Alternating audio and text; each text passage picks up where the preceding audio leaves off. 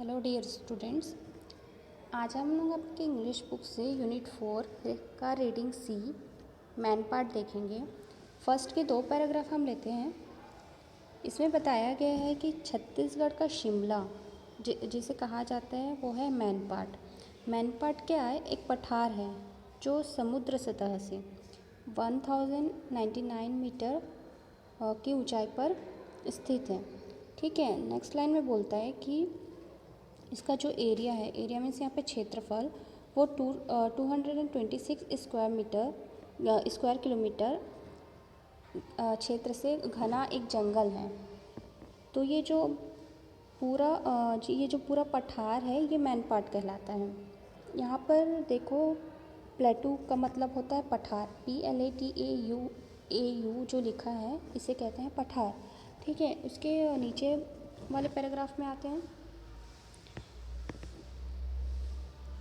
और ये जो पठार है 368 वर्ग मीटर के क्षेत्रफल में फैला हुआ ये जो पठार है बहुत ही सुंदर और मनोरम दृश्य हमको देता है। और यहाँ जो झरने गिरते हैं, एक ऐसा लगता है बहुत अच्छा सॉन्ग चल रहा है जो आकर्षित करता है। और यहाँ से बहती शांत नदियाँ और घने जंगल से भरे हुए वनस्पति और जानवर लाखों यात्रियों को अपने साइड अट्रैक्ट करता है। यहाँ बहुत सारी जड़ी बूटियाँ, दुर्लभ पौधे और जीवन को और भी सुंदर बनाकर हमें अट्रैक्ट करते हैं। ठीक है, नेक्स्ट पैराग्राफ देखते हैं।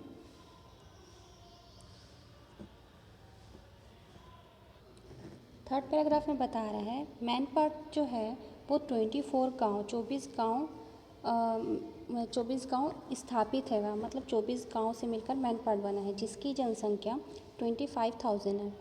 तो सही मायने में देखा जाए तो मैन पार्ट एक ना छुपा हुआ रत्न है जिसे अत्यधिक संख्या में हरे ढलान हैं जो पर्यटकों को रोमांचित करते हैं।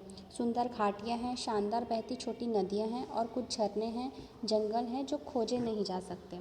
ठीक है, इसकी हिस्टोरिक इम्पोर्टेंस देखते हैं। नेक्स्ट पैराग्राफ में आते हैं।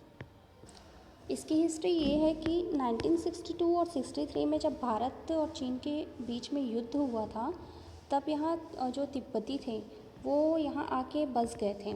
यहाँ जो तिब्बतियों की जनसंख्या है वो 1800 है। वे तो बहुत धनी हैं। तिब्बती लोग अपनी संस्कृति और बौद्ध खूबी को सजीव बनाए हुए हैं। यहाँ बौद्ध धर्म को माना जाता है। एक बहुत ही प्रमाणित और उच्च स्तर का जीवन जीने का तरीका बौद्ध धर्म के निर्माण का तरीका बताया गया है। ठीक है, लोग यहाँ पर पर्यटकों का गर्मजोशी और प्रसन्नता से उनका वेलकम करते हैं और अपनी बौद्ध संस्कृति की झलक प्रस्तुत करके अन्य धर्मों से ये लोग परे हैं। ठीक है, अब नेक्स्ट पैराग्राफ देख। बुद्धा टेम्पल में यहाँ इस पैराग्राफ में क्या बता रहा है कि छत्तीसगढ़ में सिर्फ एक यही मैन पार्ट में एक यही बुद्ध जी का मंदिर है जो भगवान बुद्ध को समर्पित किया गया है। यहाँ हर रोज़ ना बौद्ध धर्म के वास्तविक संस्कार किए जाते हैं। ठीक है, यहाँ पर प्रमुख तिब्बती त्यौहार जो मनाए जाते हैं, इसमें भगवान बुद्ध के ज्ञान के प्राप्ति के बाद का पहला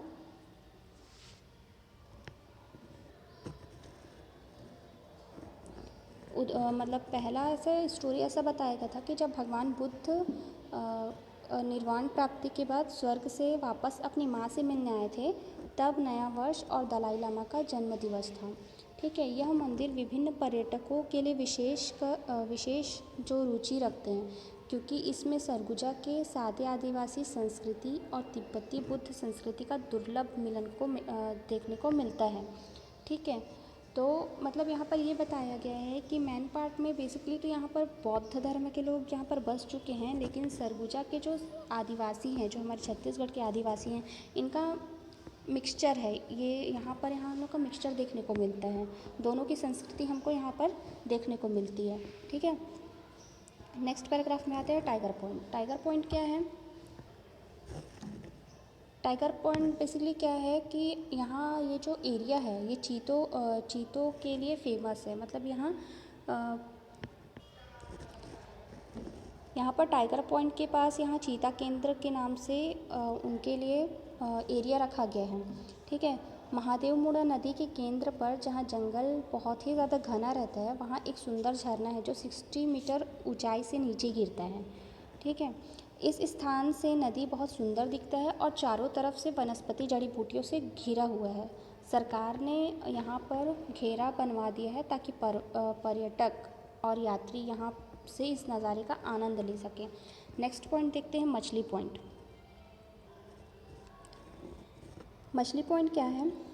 ये गहरे पहाड़ी क्षेत्र से घिरी हुई एक साफ़ सुथरी नदी है। इसे मछली नदी कहते हैं। छोटी मछलियों से भरी हुई इस नदी की ऊंचाई से झरना गिरता है और बहुत ही सुंदर नज़ारा दिखता है। यह केंद्र मछली केंद्र कहलाता है और यहाँ पर गिरने वाले झरने की ऊंचाई जो है 48 मीटर है। छोटी बूंदों और कोहरे के रूप में गिरने वाला पानी से पूरी पहाड़ी इतना अट्रैक्ट करता है, बहुत ही ज़्यादा अट्रैक्ट करता है लोगों को। यहाँ आप देखेंगे कि 80 मीटर का झरना देख सकते हैं जो एक सफ़ेददार चमकदार आकाशगंगा के समान नीचे गिरती है।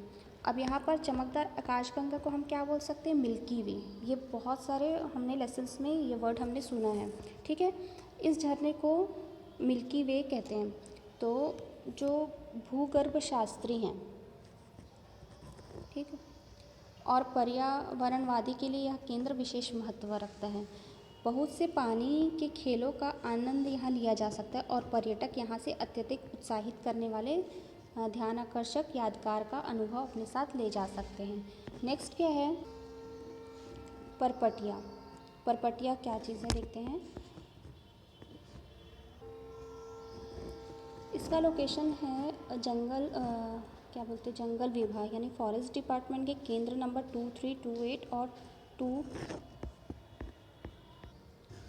ये जो वन विभाग है यहाँ से 2328 और 2329 दामली के बीच स्थित है। परपटिया जो है बहुत ही अपनी सुंदरता और हृदय को झकझोर देने वाले आसपास के वातावरण को प्रस्तुत करता है। और यहाँ पर बहुत से ऐसे आप जगह देख सकते हैं जो हम लोग को अट्रैक्ट करते हैं, जैसे कि मुख्य रूप से यहाँ बंदरकोट की पहाड़ी है, रक्सामाड़ा गुफा है, दूल्हा दुल्हन पहाड़ है, बनरल बांध है, श्याम घुनघुट्टा बांध है और रामगढ़ पर्वत है। और जो छत्तीसगढ़ पर्यटन बोर्ड जो है यहाँ पर रोमांचक खेलकूद के स्थान को बनाया है। यहाँ पर पर्यटक के लिए पैराग्लाइडिंग का भी आनंद उठा सकते हैं। ठीक है। अब नेक्स्ट पैराग्राफ देखते हैं, मेहता बिंदु। मेहता बिंदु क्या चीज़ है? मेहता बिंदु नाम मैनपाट से सिर्फ 8 किलोमीटर दूर है।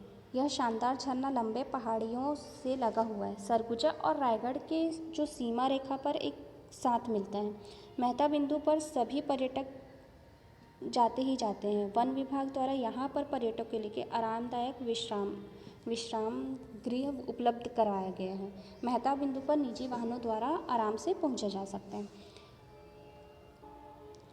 मैनपाट में और भी बहुत सारे प्लेस हैं जो घूम सकते हैं, जैसे यहाँ पर है देव प्रवाह, फिर उसके बाद है केव्स मतलब गुफा, और उसके बाद आता है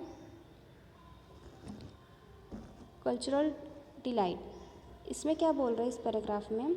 विभिन्न संस्कृतियों के मिश्रण का आनंद मैनपाट में उठाया जा सकता है। अब यहाँ पर विभिन्न संस्कृति क्या क्या बोल दिया? एक हमारे छत्तीसगढ़ के जो हमारे आदिवासी है वो, और प्लस मैनपाट में जो हमारे जो रहते बस गए हैं जो तिब्बती लोग, उनकी संस्कृति और हमारी छत्तीसगढ़ की संस्कृति को मिला के ये मिश्रण बन गया। ठीक है। यहाँ आप देख सकते हैं प्रमुख प्रसन्नता आदिवासी गांव अवगावा और तिब्बती कैंप है। फिर नीचे आता है, यहाँ पर आप फॉरेस्ट एंड वैलीज देख सकते हैं। यहाँ पर कौन कौन सी मैनपाट में घाटियाँ हैं और कहाँ कहाँ आप जा सकते हैं। जैसे कि यहाँ पर लिखा गया है कदनई जो 28 किलोमीटर्स है, करदना जो 26 किलोमीटर्स है, सक्रिय सक्रिया 16 किलोमीटर्स, गोविंदपुर 21 किलोमीटर्स और पैगा 15 किलोमीटर्स। यहाँ आप जाके घूम के आ सकते हैं। लास्ट पैराग्राफ में ये बता रहा है कि शैला पर्यटन रिजॉर्ट छत्तीसगढ़ पर्यटन बोर्ड द्वारा संचालित हैं। दो कमरे वन विभाग द्वारा उपलब्ध कराए गए हैं। इसके अलावा अंबिकापुर में वाया दारिमा 55 किलोमीटर आरामदायक होटल और अच्छी धर्मशालाएँ मिल जाती हैं। फिर लास्ट में बोलता है हाउ टू रीच, हम यहाँ कैसे पहुँच सकते हैं। तो by air, by rail, by road. या आप पढ़ें कि कैसे हम बाई एयर कहाँ से हम पहुँचते हैं, बाई रेल कहाँ से हम ट्रेन कर सकते हैं और कौन सी रोड से हम मेन पार्ट तक पहुँच सकते हैं। ठीक है, ये आज आपका ख़त्म होता है मेन पार्ट, यूनिट 4 का रीडिंग सी पार्ट। ठीक है।